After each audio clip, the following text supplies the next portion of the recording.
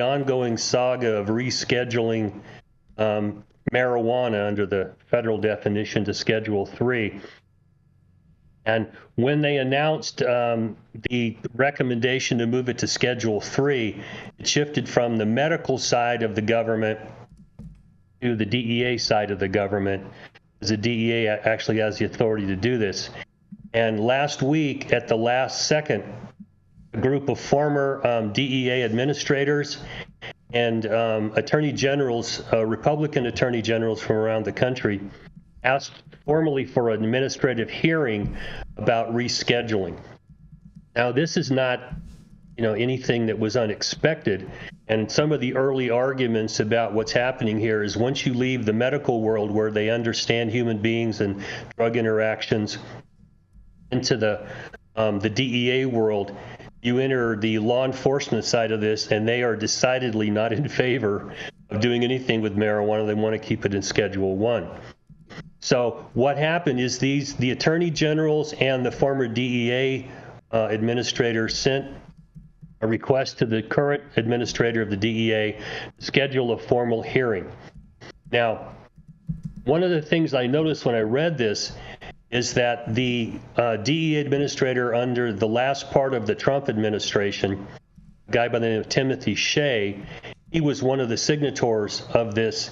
Now, he's of counsel to a law firm called Torridon Law. It was started by former Attorney General Bill Barr. Now, none of these guys are friends of marijuana, and Torridon also represents SAM. And that's the anti-marijuana group that Kevin Savett heads. And so what I warned people about before is we're heading down this slippery slope into the rabbit hole of the DEA administrative process. And since they were founded in the early 1970s, they have drugged their feet every chance they can to slow the process of doing anything with marijuana. And what I see coming here is this group, Mr. Shea represents Sam, his group represents Sam, and Sam's already filed a request themselves for a hearing, and they want outside experts. They want their folks to come in and testify, and they put it in flowery terms, but they want to bring in their troops to argue that it should not be in Schedule 3.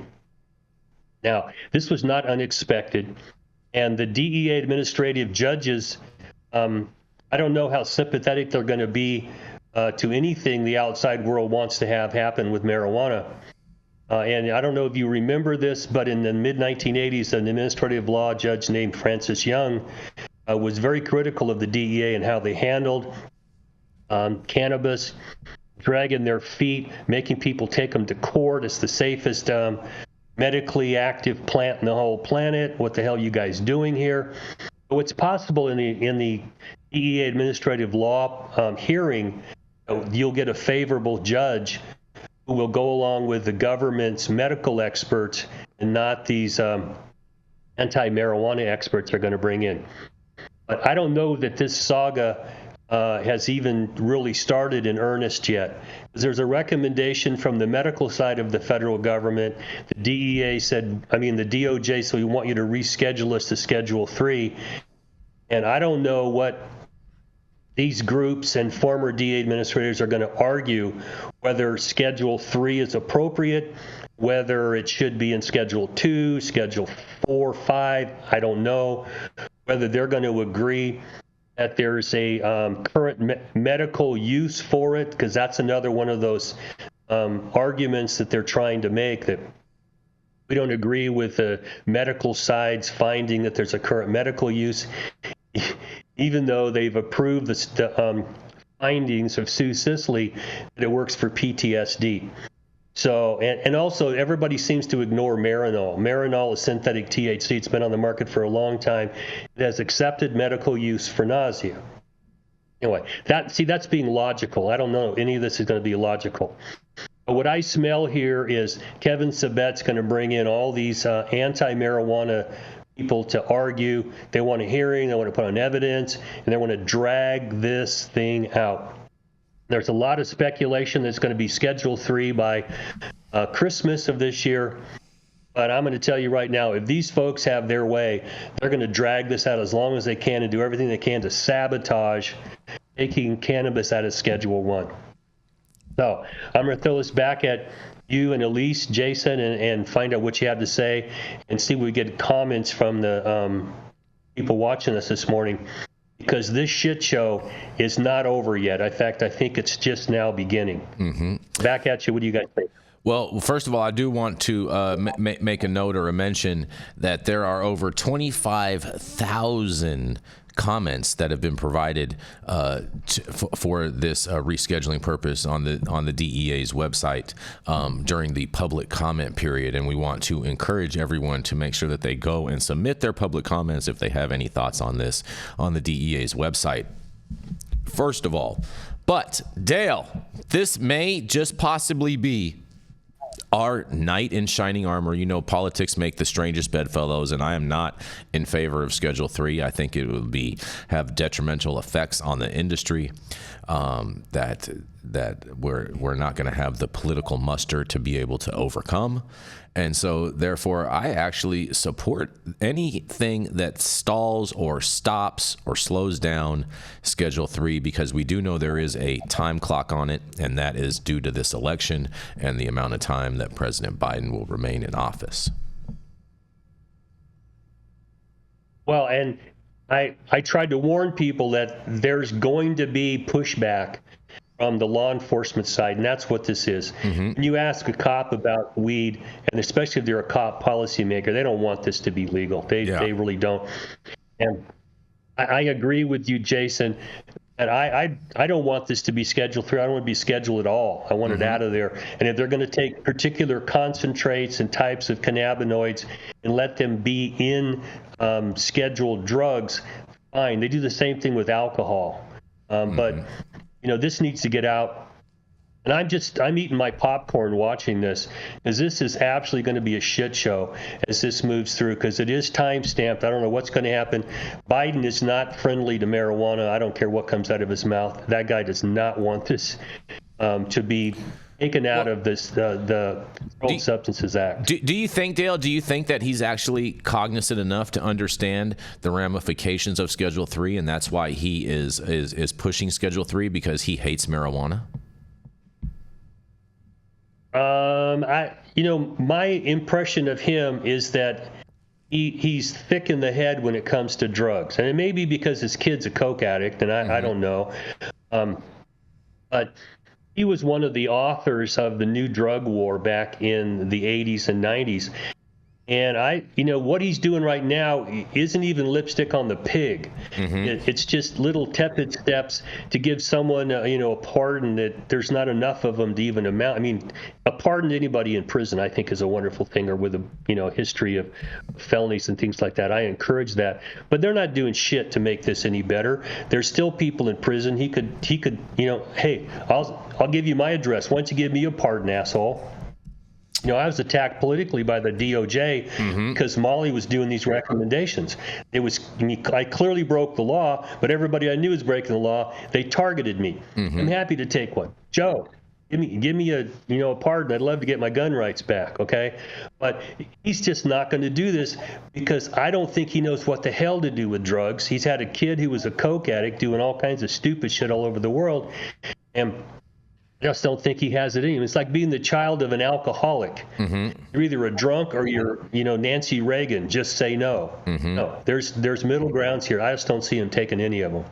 What do you think? Well, let's not forget, he authored the 3-strike rule, and he is very much embedded with the private prison industry, right? Or I believe they're huge contributors to his campaign. So just like Kamala, he's responsible for so many of these drug offenders or drug criminals who are in prison that, line the pockets of, again, the people who support his campaign. So I feel like he's a puppet, and he's saying one thing one day to, get the numbers he thinks or that he needs, that and he thinks that whatever he says will help get that, and then he switches it. They ran on this campaign promise, and it's been how many years of, like Dale's saying, not even real pardons. And then he switches the language, Yeah. It was no one should be in prison for a plant, and then it was no one should be in prison for mere possession, so it really...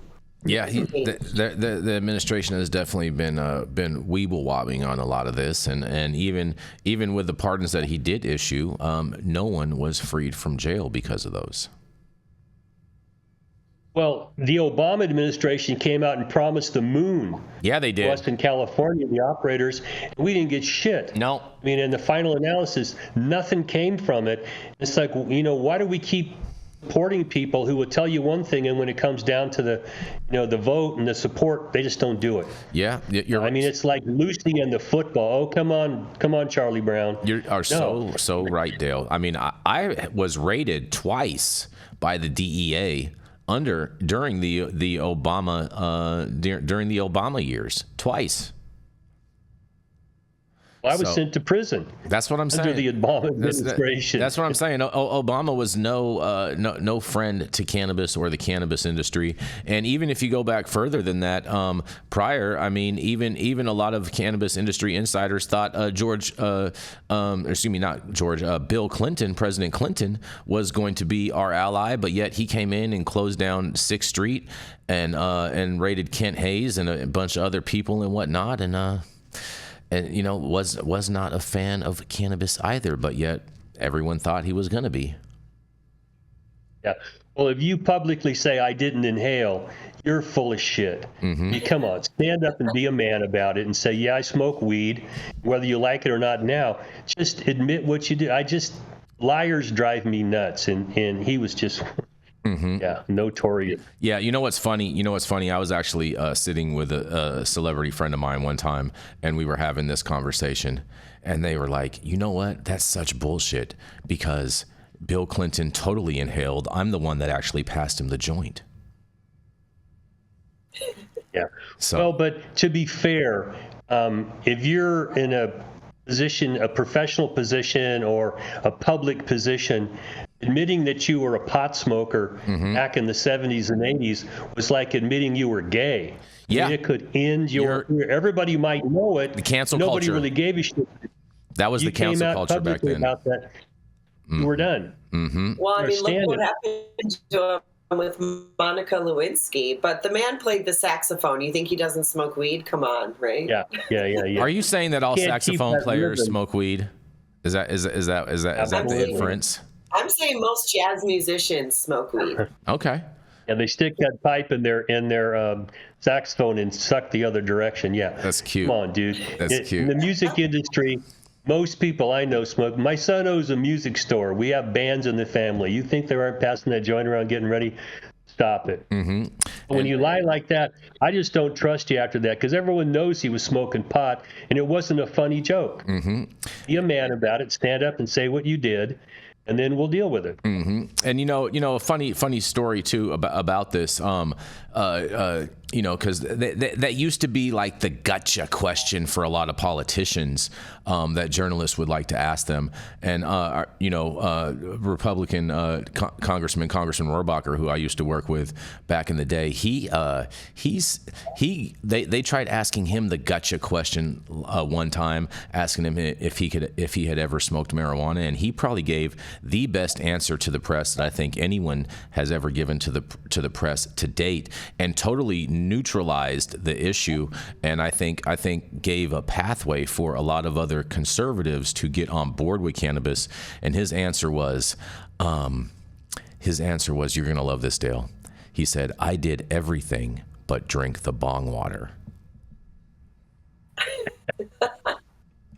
Yeah. Okay. Well, I drank some wine in bong a couple times, but it was nasty.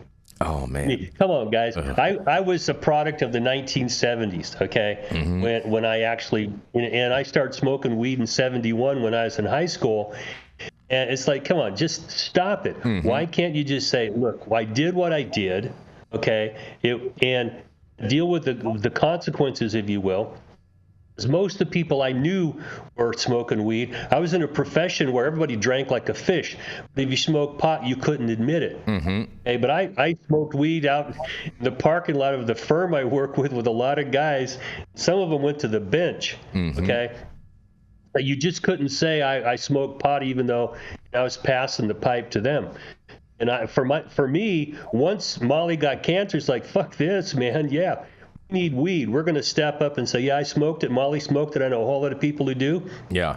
I'm playing games here because she's about to die of cancer. And I give two shits what you think about it now. I'm trying to save my wife.